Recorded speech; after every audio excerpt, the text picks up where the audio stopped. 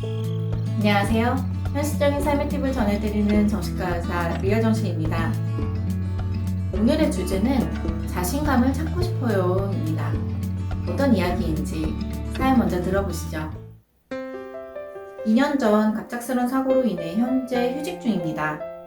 사고로 다리에 장애가 남아 걸음걸이에 약간의 불편이 있고요. 초년적부터 지금까지 양가 부모 도움 없이 오롯이 부부 둘이서 정말 힘들게 버티며 다녔었는데 이제 회사에 돌아갈 자신이 없어졌어요. 앉아서 일하는 사무직이지만 왠지 적응하기 어려울 것만 같습니다. 스스로 위축되는 느낌이 너무 심합니다. 부부 사이 역시 마찬가지입니다. 제 다리에 장애가 생겨 여성적으로 매력을 못 느껴서 남편이 이렇게 주구장창 야동만 보나 싶고 총체적 난국이네요. 전 어떻게 하면 좋을까요? 그래서 본격적으로 문제를 한번 해결해 보자면 문제는 크게 두 가지로 요약할 수 있을 것 같아요. 하나는 직장 문제, 하나는 남편과의 문제.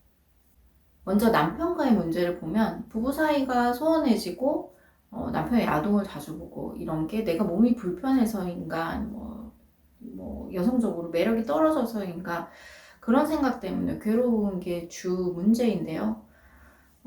글 쓴 분의 추측이 맞을 수도 있고 또 아닐 수도 있습니다. 사실 사고의 영향이 전혀 없다고 할 수는 없겠죠. 혹시나 배우자가 다시 아프게 되면 어떡하지? 이런 불안이 아직 남아있을 수도 있고요. 어쩌면 남편분도 이 트라우마에서 지금 회복하는 중일 수도 있습니다. 사연 보내주신 분의 몸과 마음이 회복하는 것처럼 남편분도 새로운 상황에 적응하는 중일 수 있다는 거죠. 그런데 제가 앞서 사연 보내주신 분의 추측이 맞을 수도 있고 아닐 수도 있다고 말씀드렸잖아요.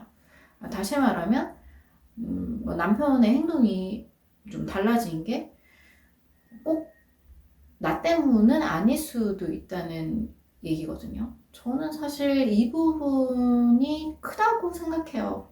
우리가 어떤 행동, 어떤 결과를 봤을 때 거기엔 항상 원인이 있을 거라고 흔히들 생각을 하시는데 실제로 인간이 그렇게 이성적이거나 논리적인 존재가 아닙니다. 대부분은 별 생각 없이 행동을 해요. 그래서 예를 들어서 남편한테 당신 왜 야동 봐? 라고 만약 물어보면 아마 대답을 못 하실 거예요. 그게 대답하기 부끄러워서가 아니라 본인도 왜 보는지 잘 모를 거예요. 그리고 우리는 항상 남을 의식하기 때문에 다른 사람이 어떤 행동을 할 때 그걸 나와 연관지어서 추측하는 경우가 많아요. 하지만 불행인지 다행인지 인간은 남에게 관심이 별로 없습니다. 하루 종일 자기 생각만 해요. 그래서 내가 이래저래 해서 저 사람이 저렇게 행동하나? 이렇게 고민하실 필요 없다는 말씀이에요. 그게 맞을 확률도 낮을 뿐더러 그렇게 자꾸 파다 보면 괜히 필요 없는 상처를 내기 쉽거든요, 스스로에게. 또 인간관계는 계속 변하거든요. 근데 잘 보면 그게 별 이유 없이 가까워졌다, 멀어졌다 해요. 꼭 어떤 사람이 잘못을 해서 아니면 더 요즘 들어 친절을 굴어서 가까워지고 멀어지고 이러는 게 아니란 말입니다. 그래서 지금은 나나 남편이나 회복하는 중이다. 이렇게 생각하시면 되겠습니다. 이제 두 번째, 직장 문제를 다뤄볼게요. 지금 복귀를 앞두고 불안한 마음이 드는 게 당연한 것 같아요. 거기다가 시간도 거의 2년 가까이 지났기 때문에.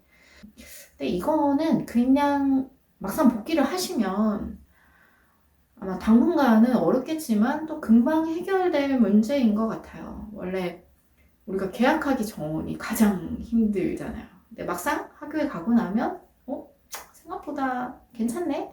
금방 적응하는 것처럼 다만 다리가 불편해서 출퇴근하는데 오래 걸린다든지 또 일을 하는데 약간의 불편함이 있을 수도 있고 또 정신적으로나 육체적으로나 아무래도 로딩이 더 많겠죠. 매일같이 출퇴근할 때보다는.